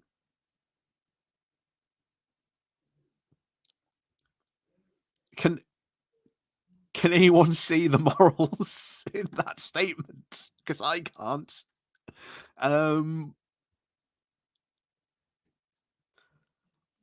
What?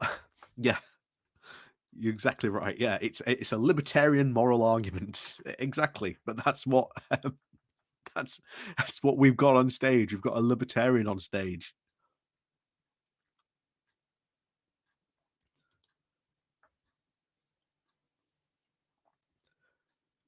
And it's like, but that's what a government does. It's just,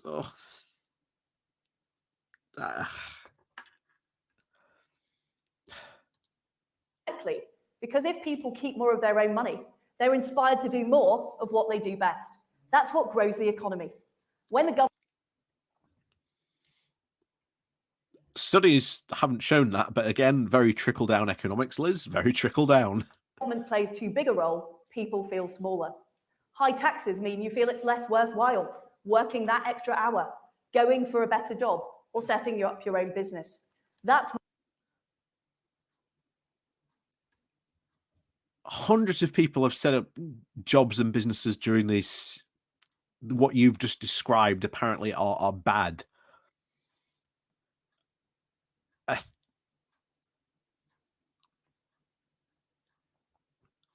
This is some crazy ass thinking. This is such ridiculous thinking.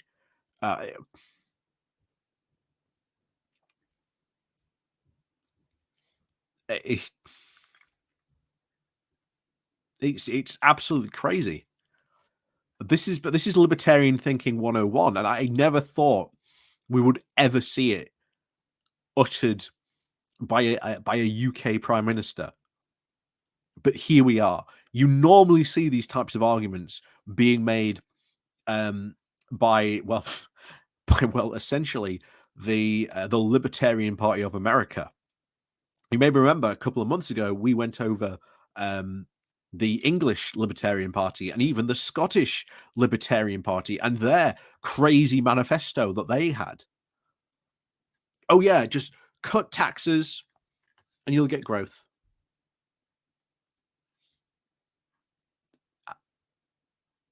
How though? You were banking on people doing these things, but that doesn't necessarily lead to that, and people do that now. And if you want to make it easier for people to like start up businesses, you could pass laws and regulation making it easier for people to do that.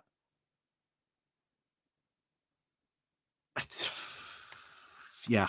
But again, you've got to remember, this is libertarian thinking, and libertarian thinking is magical. You know, it's magical. I'm going to get that. I'm going to make that as an emoji, I think.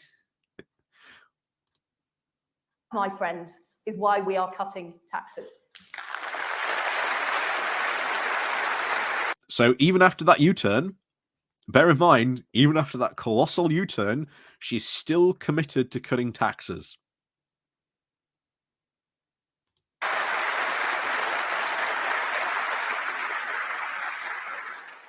We've already cut stamp duty, helping people on the housing ladder, especially first-time buyers. You've made it worse for first-time buyers. You've made it worse. We're reversing the increase in national insurance from next month. And that means less money for the NHS, so cheers. Keeping corporation tax at 19%, the lowest in the G20. We're also helping 30. And again, you're taking in less tax by having a lower corporation tax, but fine. Again, it doesn't make any sense that you've pushing that, again, if we have the lowest corporation tax in the G7, why aren't companies flooding here to do business? Because, again, according to you, if you have lower taxes, people do more things. But it doesn't seem to be working that way with us having the lowest corporate tax rate. I wonder why. I wonder why. 31 million working people by cutting the basic rate of income tax.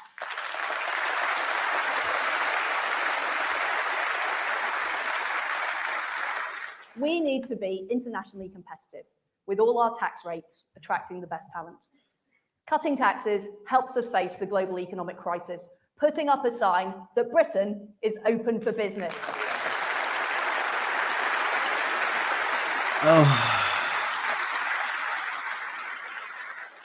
The fact is that the abolition of the 45p tax rate became a distraction from the major parts of our growth plan. Oh, it wasn't just a distraction. There was a lot more within that, quote, growth plan that was certainly wrong, as we'll be seeing in the next couple of weeks, because the Tories and those backbenchers are ready to riot. And they are not shy, especially yesterday, about showing it. So get ready for a fight. I hope you're ready for a fight, Liz, because that's what you've certainly got to go and do. That is why we're no longer proceeding with it. I get it, and I have listened. Thank you very much, Capital G. It's the underpants gnomes at work. Yeah, very Secondly, true. Very we true. will keep an iron grip Thank you very on the much for your nation's super chat. finances. I believe in fiscal responsibility. I believe in getting value for the taxpayer. I believe in sound money and a lean state. I remember my shock opening my first paycheck to see how much money the taxman had taken out. I know this feeling is replicated across the country. But then your taxes go to pay things for NHS, roads, public services. How can you, again, where you've said you want people to feel safe on the streets at night, when you are not taking taxes to put, well, more police on the streets, or make sure that criminal barristers, for example, are getting paid, or that make sure that the courts that we have aren't falling to pieces, or even in the case of sort of prisons, making sure that prison guards are getting paid a fair enough wage that they feel that they're not putting their lives at risk for peanuts.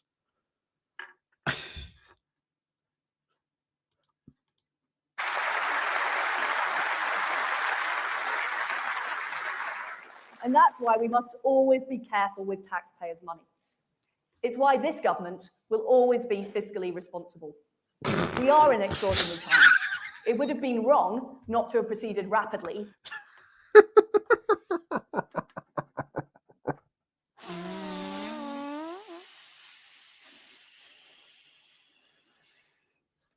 Yeah, guys, this government's always going to be fiscally responsible. We'll see what happens in a couple of weeks, where Cami Kersey is going to bring out his new budget and probably going to crash the economy even more. I'm going to love it when we get the OBR report. I'm going to love it when we see that OBR report, because I think it's not going to be good. I think it's not going to be good at all. With our energy and tax plan, I am clear we cannot pave the way to sustainable economic growth without fiscal responsibility. So we will bring down debt as a proportion of our national income. You're borrowing more. You're borrowing more. How can you lower the national debt when you are committed to a plan that borrows more? Rates worldwide in the wake of Putin's war and COVID. The Federal Reserve has been hiking rates in America and has signaled more rises to come. Inflation is high across the world's major economies. We will do what we can as a government to support homeowners, such as cutting stamp duty. But it's right that interest rates are independently set by the Bank of England and that politicians do not decide on this. The Chancellor and the Governor will keep closely coordinating our monetary and fiscal policy. And the Chancellor and I are in complete lockstep on this.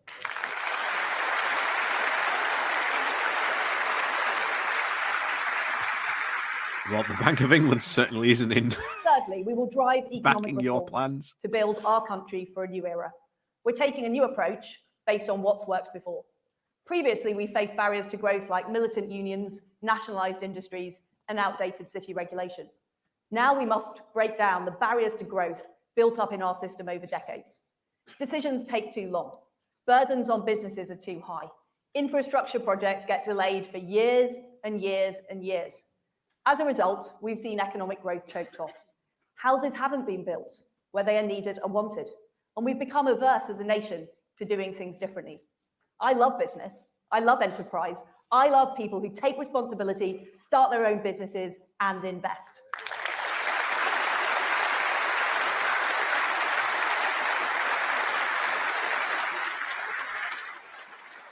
They generate profits, they create new jobs, and they power our success. And I want to see more of that. So what policy are you going to do or announce? Because she hasn't given any policies so far. What policies is she going to do to help businesses? And yeah, exactly. Yeah, the Bank of England certainly isn't in lockstep. Yeah, pork. That's it. We need to get into those pork markets. That's what we need to do. That's it, guys. We need to convince all the crypto bros in the UK to take all their money out of crypto and invest it in those massively lucrative pork markets we have here in the UK. That's what you need to do, guys. That's what you need to do. Oh, I'm so glad you said that, Bakura, because I was just about to say that. Yeah. This is not an accident. This is not an accident. You've picked up on it. This is not an accident. Because they are very, very desperate to sort of replicate American economics. But again, failing to realize the fact that the UK is not America. You know, the UK is not America. Things that work in America aren't necessarily going to sort of work too well over here for various different reasons. But again, yeah, it's not it's not by accident, and it is very, very deliberate. That's why we will back business to the hilt. We're cutting taxes and we're simplifying red tape to help businesses realize their ambitions. And this is what our new investment zones will do, helping us level up across the country. We're going to be inspired by the great hubs of industry like Bourneville here in the West Midlands. And that's what zones in places like here and around the country will deliver. We want to create the zones in England, Scotland, Wales, and Northern Ireland. Now is the time to harness the power of free enterprise. But what are those zones going to do? We still do not know what these zones are going to mean or what they're going to do. And it also still doesn't solve the problem of, let's say that's the line.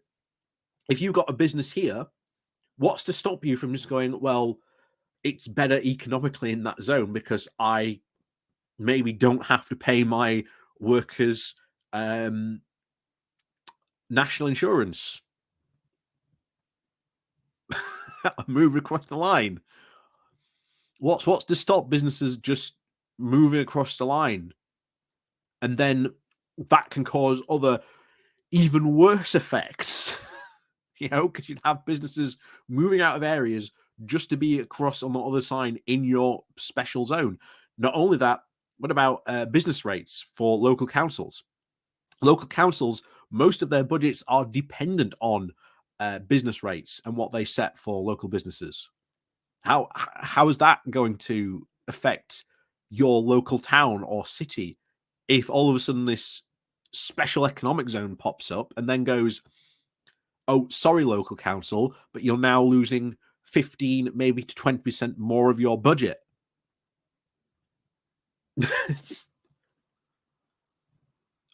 Honestly, I this is what I really would want to know, what these plans are actually going to be. Did I speed her up? It's much better that way. I've already speed her up, but I'm going to speed her up some more because I want to finish this off.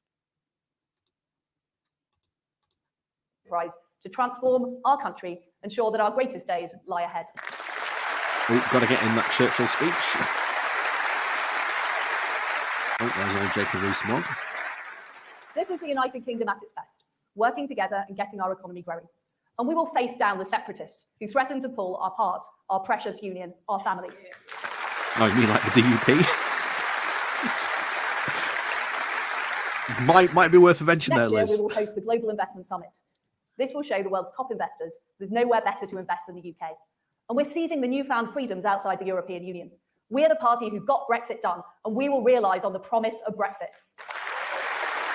Except no one voted for what you're currently putting forward as Brexit. No Brexiteer put forward what you put forward as Brexit. And what worries me is you've seen this already. You've seen these the hardcore Brexit ultras come out and say this mini budget, this is what Brexit was all about. This is, we're finally doing Brexit. No one in 2016 would have voted for anything like this. It's again,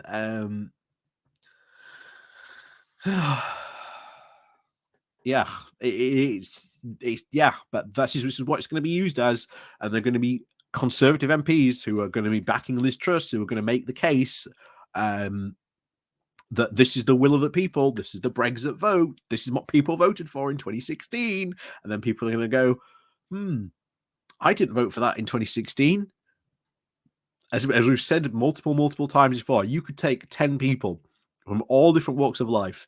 To them, the vote for leave meant vastly different things.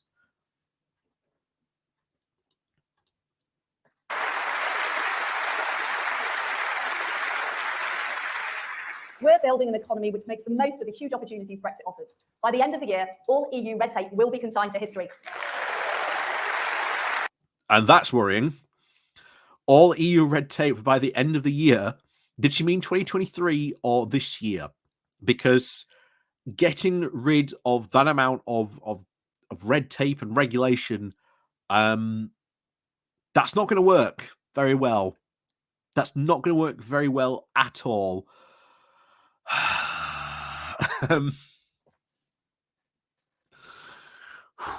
Yeah, that's going to be bad. That's going to be bad if she starts cutting on a mass red tape on a massive scale. There will be some significant kickbacks because obviously that, as we've said before, could include a lot of workers' rights. Again, all in here.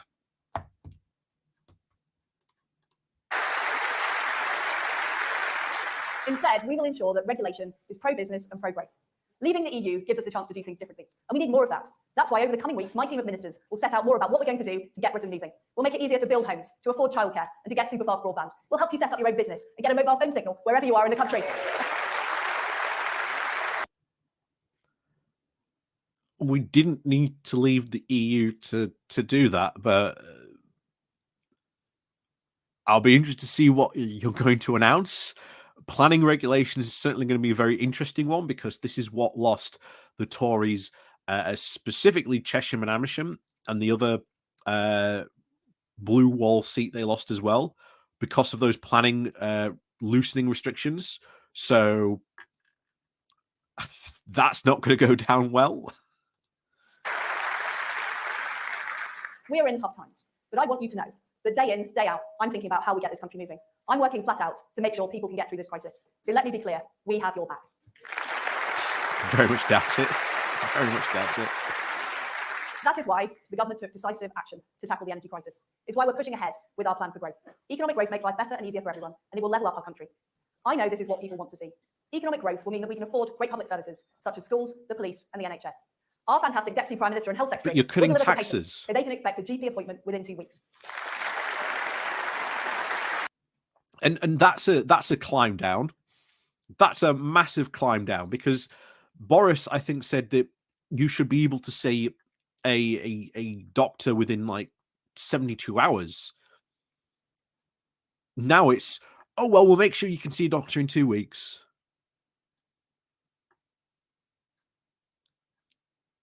What a massive climb down.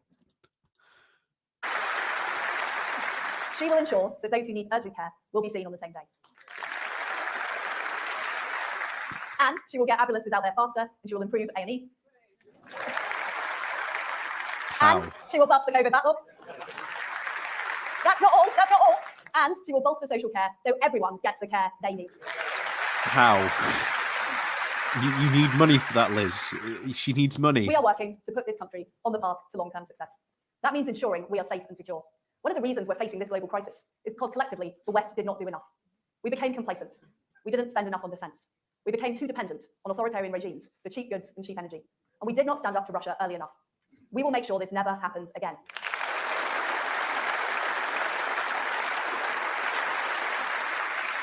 So we are taking decisive action to reinforce our energy security. We're opening more gas fields in the North Sea and delivering more renewables and nuclear energy. This is how we will protect the Great British environment, deliver on our commitment to net zero, and tackle climate change. While also cutting massive environmental protection as well, which is going to damage the environment beyond belief with those, bonfire of EU regulations that you've promised. So good luck with that. Good luck with that. We're also taking decisive action by strengthening our borders and beefing up our border force and expanding the Rwanda scheme. Our brilliant new Home Secretary will be bringing forward legislation to make sure that no European judge can overrule us. And while she is acting, meanwhile, the Labour Party has absolutely no plan to tackle illegal immigration. But my friends, we cannot have security at home without security abroad. That's why our tough foreign and defence secretaries are updating the integrated review to make sure we can face down these threats. It's why we're increasing defence spending to 3% of GDP by the end of the decade. This will ensure that our armed forces are ready to tackle new and emerging threats. We're working with our friends and allies to support Ukraine in the face of Putin's brutal war. The brave Ukrainian people. I just want to finish The brave Ukrainian people aren't just fighting for their security, but for all our security. This is a fight for freedom and democracy around the world. Putin's illegal annexation of Ukrainian territory is just the latest act in his campaign to subvert democracy and violate international law. I think he's just... for those who want a deal which trades away Ukrainian land. More talking about Ukraine. Our solidarity with them at this very, very... I want to hear, do you have any policies? I don't think more you taxes, have. more regulation, and more meddling. Wrong, wrong, wrong.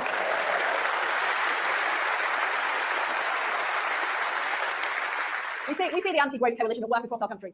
Keir Starmer wants to put extra taxes on the companies we need to... Okay, so the anti-growth coalition is Labour, ? Invest in our energy security. And his sticking plaster solution will only last 6 months. He has no long-term plan and no vision for Britain. But the energy plan put forward by Starmer was actually pretty good. The massive investment he wants in sort of green energy, creating a new green energy industry to sort of create more green energy and to have a government-owned green energy like power company that not only is going to invest and create these new power generation things, but he's going to create hundreds of thousands of jobs. And guess what? We're going to be owning all that stuff as well. So all that profit that company generates isn't going to go to shareholders. It's going to go back into the country, back into building more offshore wind farms, solar power, more geothermal stuff, extra. That's a serious plan. That's a serious plan. Lis Truss does not have a serious long-term plan. Fracking is not a long-term viable. It doesn't need the gas that we can deliver now. But there you go. Mark Drakeford in Wales is cancelling road building projects and refusing to build the M4 relief road. Nicola Sturgeon won't build new nuclear power stations to solve the energy crisis in Scotland. Have these people ever seen a tax rise they don't like? Or an industry they don't want to control? They don't understand the British people. They don't understand aspiration. They are prepared to leave our towns and cities facing decline. My friends, does the anti-growth coalition have any idea who pays their... You've had 12 years of trying to actually, build and achieve all this, but you haven't done it. You haven't delivered on it. You said in your opening speech that when you won the leadership contest that you would deliver. So far, you haven't delivered anything. Your own party is threatening to derail your very own delivery project of some of your key policies that you want to get through. You've got Nadine Dorries basically saying yeah, not only are you abandoning all the 2019 manifesto promises, but you're coming up with new ones which you do not have a mandate for. Honestly, it's crazy. It is crazy what's going on here at the moment. But this is the Conservative Party in the middle of imploding in upon itself. Wages. It's the people who make things in factories across our country. It's the people who get up at the crack of dawn to go to work. It's the commuters who get trains into towns and cities across our country. I'm thinking of the white van drivers, the hairdressers, the plumbers, the accountants, the IT workers, and millions of others up and down the UK. And yet you've done really nothing to help them, especially in your mini budgets. The anti-growth coalition just doesn't get it. It's because they don't face the same challenges as normal working people. These enemies of enterprise don't know the frustration you feel to see your road blocked by protesters or your trains off due to a strike. In fact, their friends on the hard left tend to be the ones behind the disruption. The anti-growth coalition think that people who stick themselves to trains, roads, and buildings are heroes. I say the real heroes are the people who go out to work, take responsibility, and aspire to a better life for themselves and their families. They're protesting. The protesting. That's fine. Let them protest. We will build roads, rail, energy, and broadband quicker. We will be proudly pro-growth, pro-aspiration, and pro-enterprise. That is how we will forge ahead on our long-term path. Okay, Boris promised that as well, but he didn't deliver. In fact, he cut not only Northern Powerhouse Rail, but also the northern leg of HS2. Are you going to put that back on the menu? I mean, don't get me wrong. If you do, great, because we desperately need that type of rail infrastructure. But I'll believe it when I actually start seeing the track being laid for it. Success. In this new era, we're taking a new approach. My friends, we're focused on boosting growth and opportunity across our country. This mission will be difficult, but it is necessary. We have no alternative if we want to get our economy moving again. I'm ready to make the hard choices. You can trust me to do what it takes. The status quo is not an option. That is why we can't give in to the voices of decline. We can't give in to those who say Britain can't grow faster. We can't give in to those who say we can't do better. We must stay the course.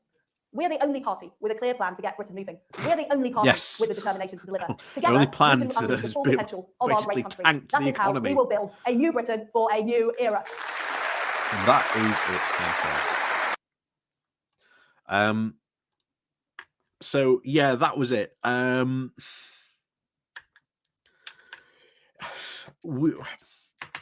We've had 12 years of Tory government, and they've delivered absolutely nothing on what they've really promised. They've failed time and time again, and we're going to be put into a new era of austerity. I'll prepare for austerity on steroids. I think that might be what's coming next, but we might get lucky, and we might get Conservative MPs who basically want to stick to their manifesto pledge and keep it in line with inflation. So that might be our only saving grace here, because remember, the Tories have a massive majority at this moment, so we've got to see those, that majority revolt to see anything sort of get killed. We've also got some member day bills coming up as well. Labour's already sort of lined up several to sort of separate them and the government. And now, because Lis Truss is taking this very, very hard right, libertarian line, you saw it very first in that first PMQ clash that there is now a very, very clear distinction between her and Starmer, and essentially between the Labour Party underneath him and the direction that Lis Truss is taking the Conservative Party in this bizarre right-wing libertarian direction. And it doesn't seem that this change of direction is going to go down well. And we are going to, I think, see some very, very interesting fireworks and a lot of, shall we say, stones thrown from the backbenchers, not the Labour backbenchers, but the Conservative backbenchers, right into Lis Truss's head. I think that is going to be very interesting. It's going to be very fascinating to watch, and I've said it, it'll be interesting to see how long Lis Truss can actually survive, because if they keep on blocking all her moves, of what she wants to do, then effectively she will just become a lame duck prime minister who cannot move anything, which basically means you get parliamentary gridlock. And going back to what Andrew Marr said earlier on when we showed you in the show, said, hey, that's a point where you might have to get King Charles involved to actually close down Parliament and launch another general election. So we've got some very, very interesting times coming up ahead. That is for sure. So, as always, thank you very much for everyone to come along and joining me this evening. It's been absolutely fantastic to have you all here and see you all this evening. Thank you very much to the people who've hit the like and share button. Remember, you can hit that on your way out as well. And remember to leave a comment after as well, because it helps with the algorithms. And of course, if you are new to the channel, hit the subscribe button as well, because we've got more videos covering this exact chaos that is going to be unleashed upon the UK in about 2 weeks. Well, between, well, who boy, is it coming? Ooh, it's going to be fun. It's going to be fun. But as always, thank you so much for watching, guys. Thank you so much to all the people who, again, support the channel, whether you, help me out on Patreon or you are a member of the Pony Club as well. There's also the one-off donation link called Buy Me Coffee, Waking Well. Buy Me Coffee as well down below. There's also the YouTube thank you button down below as well. Have I missed anything out? I don't think so. But anyway, as always, thank you so much to everyone who does help support the channel.